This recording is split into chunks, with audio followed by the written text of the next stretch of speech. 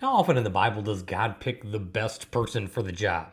The strongest person, the wisest person, the person that's done some stuff, you know what I mean?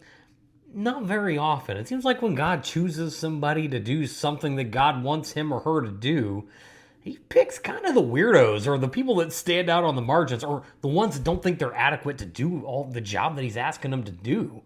And for me, I find that extremely hopeful because when I look around at people that want to be leaders, people that have the skills, that think they can do the job, we immediately find out they're fairly inadequate at it.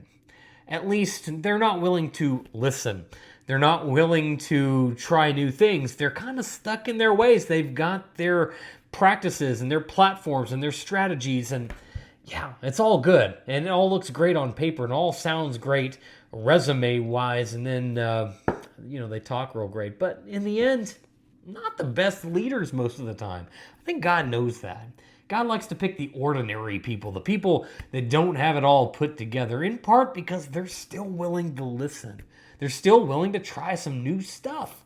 They're still willing to follow after Jesus. And to me, that's the kind of leadership that we need, not just within the life of the church, but in the world around us. We need people that aren't in love with power.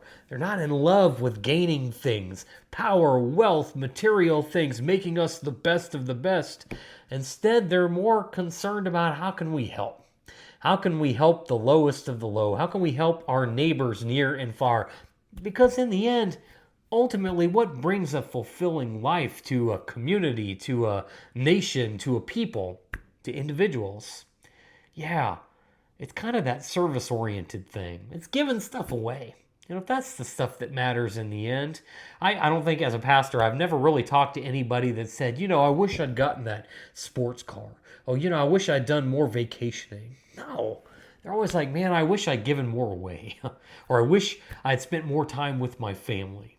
I wish I hadn't taken things so seriously and worried so much, but instead embraced life, was filled with gratitude and loved more. Those are the things that matter, even when we don't see it. And that's what we need in our churches. That's what we need in our communities.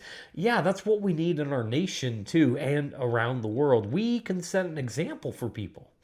Maybe we should try that. Who knows what's going to happen? It could be pretty awesome.